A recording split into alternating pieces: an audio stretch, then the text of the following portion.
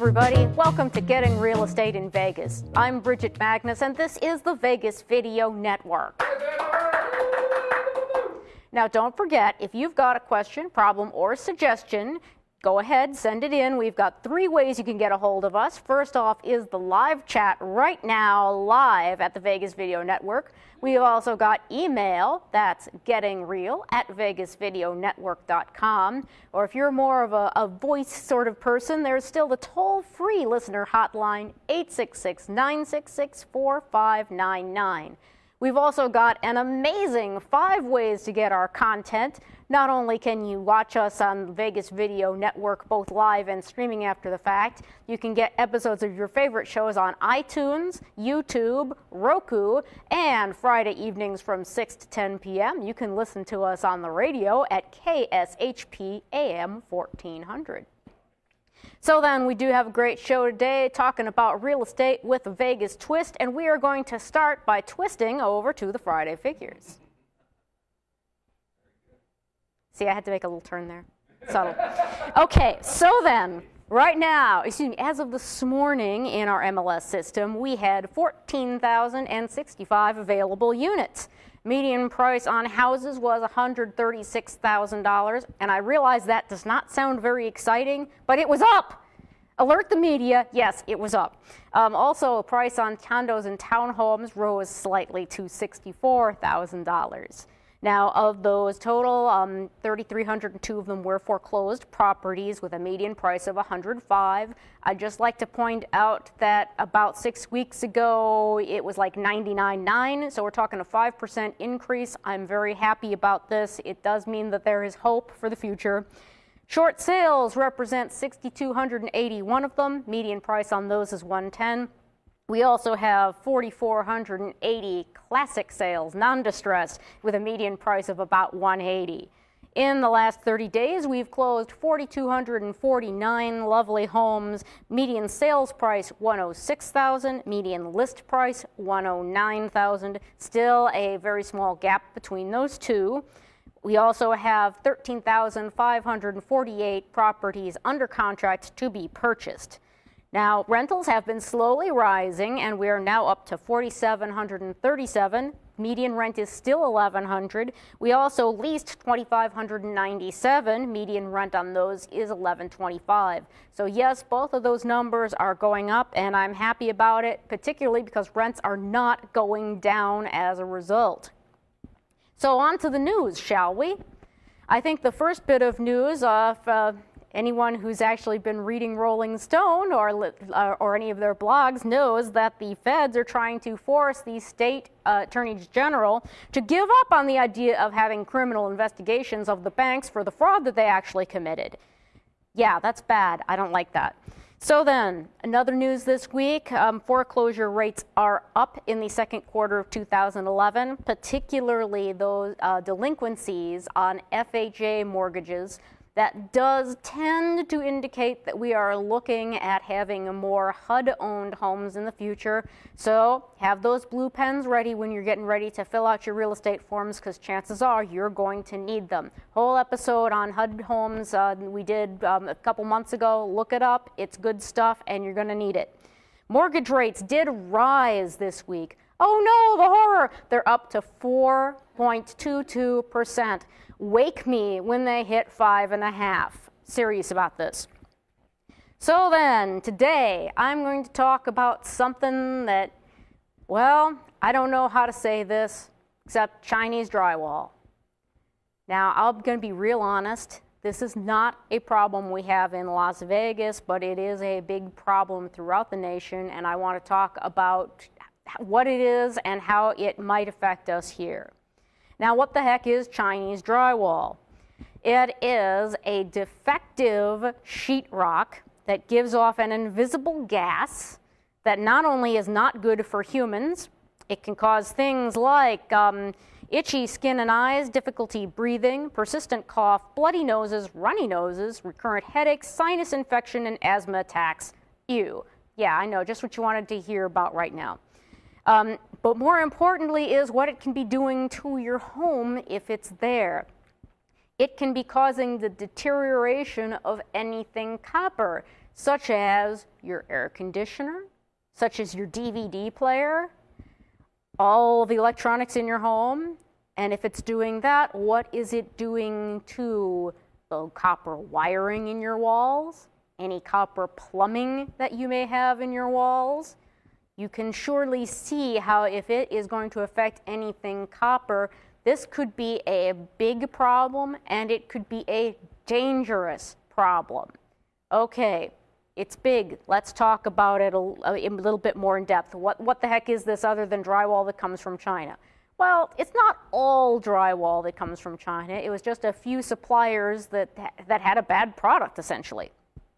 It started coming here in 2000 and 2001, and then, of course, around about 2004 to 2006, we ended up having a lot more of it. There's a little problem in the southeast called Hurricane Katrina, and that meant that there was a whole lot of building products that we needed to have in a big hurry. And well, looky look, it's Chinese drywall to the rescue, and a whole bunch of it went in the southeast, particularly in Florida, which ironically is the ports where it came into the country in the first place.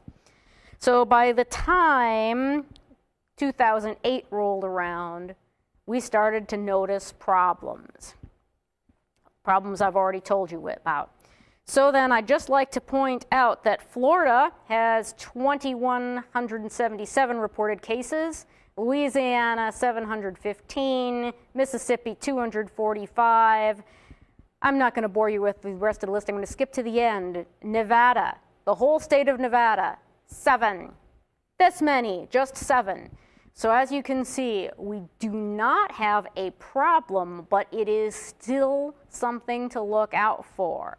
A competent home inspector should be able to do what is called a threshold inspection, and he won't tell you whether or not there is Chinese drywall, but he will tell you whether there is enough grounds to go ahead and have another inspection to look at it for sure.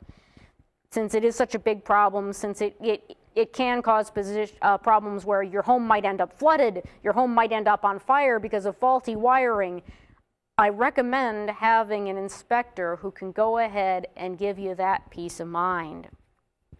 So then, I got something wonderful for you. You're going to love this. I've got some, what were they thinking? Dum, dum, dum, dum, dum, dum, dum. All right, you know that you're going to have a great showing when you pull up in front of a house and you see something really special in the front yard. Like an air hockey table blocking the walkway. Isn't that special? Yes, this was a very special house. My client walked in, took a look around, and said, let's make an offer on the one a block over. That was very special. So let's go ahead and end that very special event by having a break for station identification and then some real advice. Hi, this is Scott Pritchard from Let's Bet. You're watching the Vegas Video Network. It's Vegas Video Network, not .com. You're not using this one, right? Don't you dare use this one.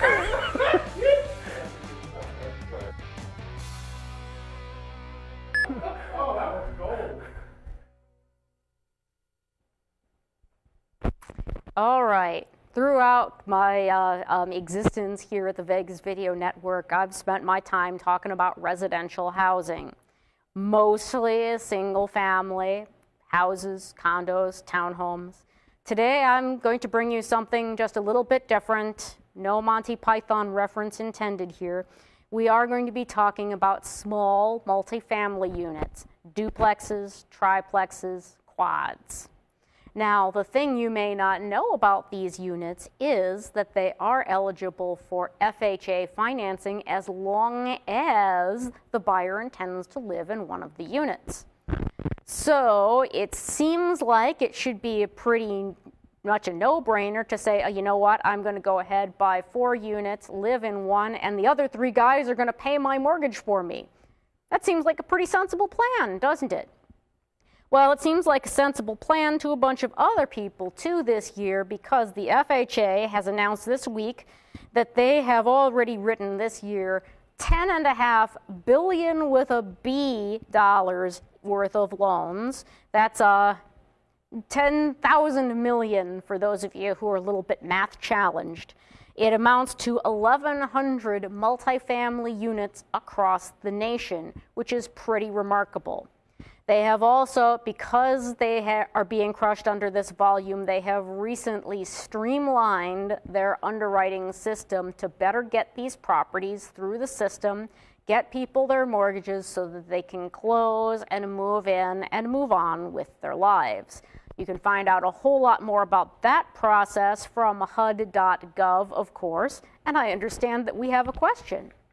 Yeah, are there many of those multi-family properties here in Vegas, and do you work with those? You know what? I have not yet had the pleasure of doing it because there aren't a lot of them available. In fact, that was pretty much the next thing I was getting ready to say.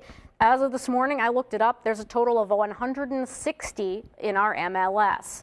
Now, if we've got 14,000 traditional properties available, you can see that 160 is just almost nothing.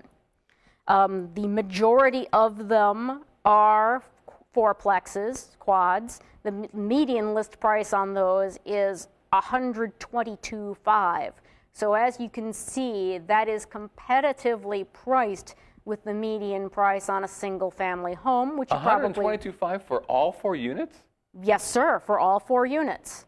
Jeez. Yeah. Well, I'm going to tell you why in a minute, so don't get too excited just yet. But I was going to point out that that is, very favorable when you compare that to a $135,000 median price on a single-family home. And it's even, a good deal when you compare it to $62,000, $64,000 on a condo. You can buy 2 condos for the price of 1 quad. That sounds like a no-brainer to me, too. In fact, I did some more figures, and I found that all of them, every single one of them now available, is priced at less than $500,000, and all but 8 of them are priced under $250,000. Reasonably priced. So why isn't this a big deal? Okay, let me go on. You got me. I did some more research, and yes, okay, 160 available, another 150 that are under contract right now. 378 closed in the last year, brings us to a total of 679 units. Only 25 of those are newer than 20 years old. What's really weird? Okay, 11 of them built in the last decade, but 479 of them were built before 1981.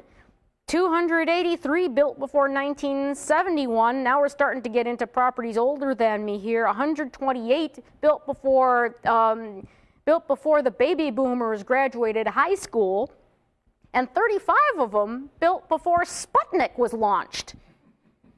Okay, so the problem here isn't that they're not a good deal, because they can be. The problem is that at least here in Las Vegas, it's not going to be likely because we don't have a big inventory, and the inventory that we do have is older inventory in older neighborhoods that may have infrastructure problems.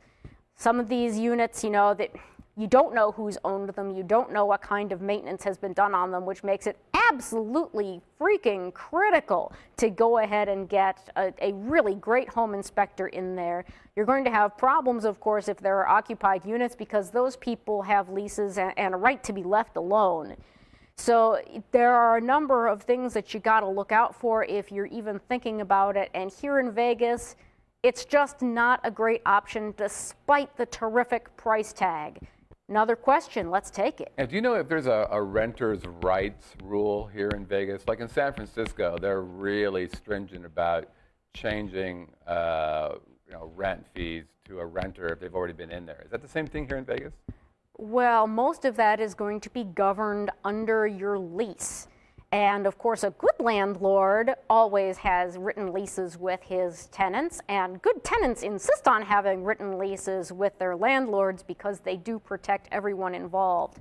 You can't go changing rent in the middle of a lease term. You can't go changing late fees in the middle of a rent term. And frankly, in most cases, with a few kind of notable exceptions, you can't really kick someone out in the middle of their lease if they are still paying you rent. Don't get me wrong, there are ways to get rid of a problem tenant, but you've got to prove there's a problem. Okay, but how about once the lease is done, the ruling in San Francisco basically is you can't increase their rent over a certain percentage. Is that the same thing here in Vegas, or can somebody get a place, let the lease expire, and then double the rent, for example? That's a great question. We do not have rent control in Clark County, period. Yes, it is possible to come in and say, well, you know, your lease is up at the end of December and starting January 1, it will be double. Any landlord would be foolish to do that unless their intent was to get everybody to move out. Perhaps for a renovation, I have seen that happen, but in most cases, it would be very foolish.